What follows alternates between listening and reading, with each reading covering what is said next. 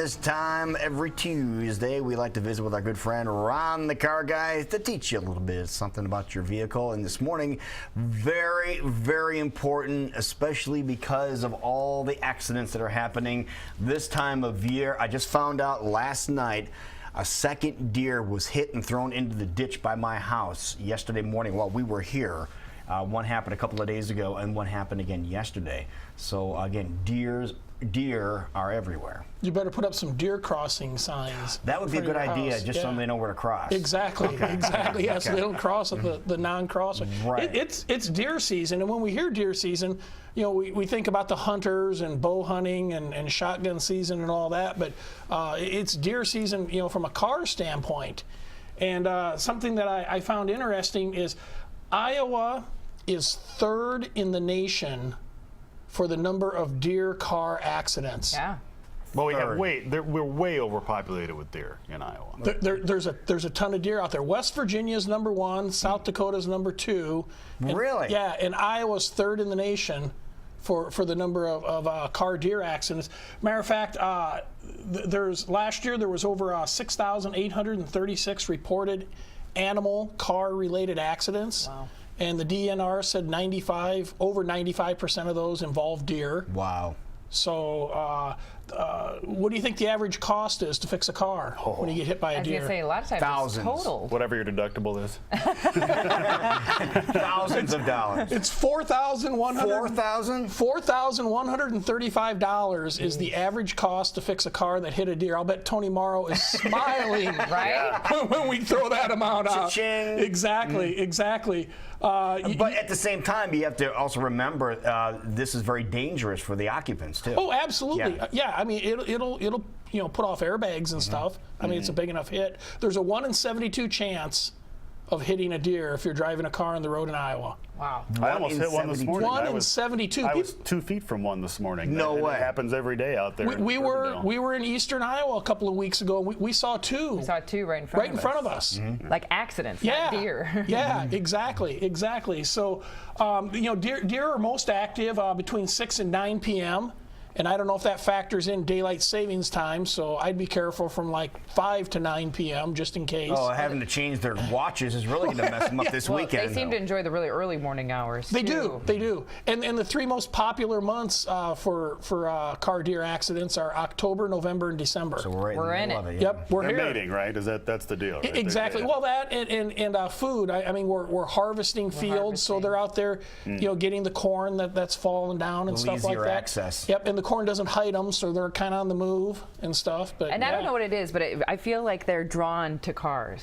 Like we see them and they see us, but they're still like must go towards car. I don't know what that is. It's the old deer in headlights. Right. I mean, yeah. Well, that one that we saw. I mean, it ran into the car. Yeah. I mean, I think it happens. So anyway, one thing I want to talk a little bit about today. So how do we prevent it, Ron? Well, we've got these fine little devices here, deer whistles. Or alerta paravanados, as it says there.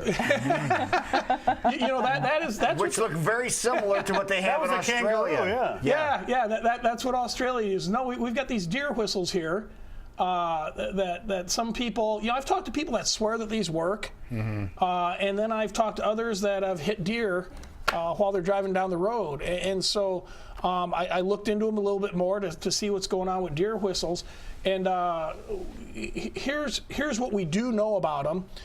These are designed to put out an ultrasonic whistle, an ultrasonic noise. And actually, if you read the instructions on the back, there's 2 different pitches of the ultrasonic. What we do know is ultrasonic sound doesn't carry very far, and it doesn't carry very well. Oh, okay. So curious as to how far of a zone that is. Exactly, and it depends on the pitch of it and the volume of it and stuff. So the question one becomes, how far away does this noise carry? I mean, it does make noise, but how far away does it carry? That we don't know. But it may not travel far enough to warn the deer, depending on where they're at. Right. Little is known about the frequency that deer hear, but it is thought to be the same frequencies that humans hear. So if we can't hear these, how are they gonna hear those? neither can the deer. Or maybe they kind of hear it and then they go, what? Well, and that's another great point. I mean, a lot of cars have these. They've sold a lot. A lot of these are on vehicles. So if a lot of vehicles are making this noise, eventually the deer are going to ignore it. Get used to it. Because they hear it all the time. They're going to get used to it. Right, they'll just hear this constant whistling, even if they can hear it. Yeah, it's like if you live near railroad tracks where a lot of trains go through each day. I mean, eventually it becomes part of it. You become oblivious to it. Exactly. So that is a great point there. So if everybody or a lot of people are using these, the deer might be ignoring it. The other thing is, if these were proven 100% to work, it would be my guess that the auto manufacturers would build it into the car. Into the grill. Yeah, because you look every car. Yeah, because you look at the money they spend on airbags, traction control devices, anti-lock brakes. I mean, they're spending millions of dollars engineering safety equipment and for vehicles. the ones that stop by themselves now. Think about that too. Exactly. Yeah. I mean, they're I would probably cringe to think how much of the cost of a new car covers all the safety equipment that's on there, and this would just be a matter of molding it into the grill when they make it. Right. So if it was proven 100% that they work, I would think the cars would just come with them on there already. Another aspect, let's say that they do work, and we see this in the shop when the cars come in. People mount these on the grill or on the front bumper. If you look inside them, they're plugged full of bugs. Full of bugs. Yeah, so no air can get in. They're not doing anything. Exactly. And this particular model that I bought easily detaches from the base. It says for cleaning. So people that put them on. I mean, how many people clean your deer whistles? Yeah, how many people are going to take them off and clean them? Yeah, I mean, got it, honey. It says on my calendar I got to go clean the deer whistle. Exactly. You can't even clean your air filter in your furnace. Right. I don't want a deer whistle. Yeah, I can't watch the kids this afternoon. I'm cleaning the deer whistles.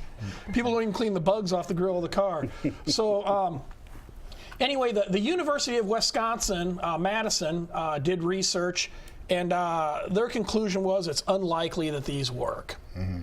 I saw a Maryland study years ago that they did with the Maryland Highway Patrol, said the same thing, that they don't think they work at all. Sure. And we had up a graphic a little bit earlier, and that was there it is, the hopper stopper. Hopper stopper. And the hopper stopper is remarkably similar to what we sell as remarkably similar. It's a different sticker is what it has, Ron. And this is legit. These are sold in Australia. I want some of those. And the University of Melbourne in Australia also conducted a study on the hopper stopper, and it's designed to emit a high-pitched ultrasonic noise. And they also came to the conclusion that the hopper stopper is ineffective in kangaroo hits. Yeah, I also heard they have these in colder climates, and they're for polar bears, so you don't hit polar bears either. And they have the same conclusion: polar bear whistles. I wonder if Bell Corporation manufactures those too. But based on the information and the research that I've got, it's shown that these probably don't work. But at the end of the day, they're under $10, and if it makes you feel better, and if you think maybe they do work, go ahead and put them on your car. I mean, I've got one customer that he works nights down in Osceola, and he swears by them. I mean, he puts them on. He said he's never hit a deer, but But that's a. It's a 1 in 72. He probably never would have hit a deer anyway. Well, yeah, we don't know. Right. Yeah, and his are probably full of bugs. Right. So, do you sell these? We don't sell these. Oh, okay, just curious. Okay. But I'm sure major retailers would be, have these. I know I got these from an auto parts store. They were $9.98. All right. So if people have any other questions, and we'd be happy to have Bell advertise on this program. I think Bell Corporation makes motorcycle helmets. They make racing helmets. Yeah, you might be better off just to wear a helmet. There you go. Hit the deer. Go visit Ron the Car Guy. If you have any questions, it's the easiest way to ask you a question. You can go to our website, westsideautopros.com, or you can go to askronthecarguy.com. I'll answer any questions you have.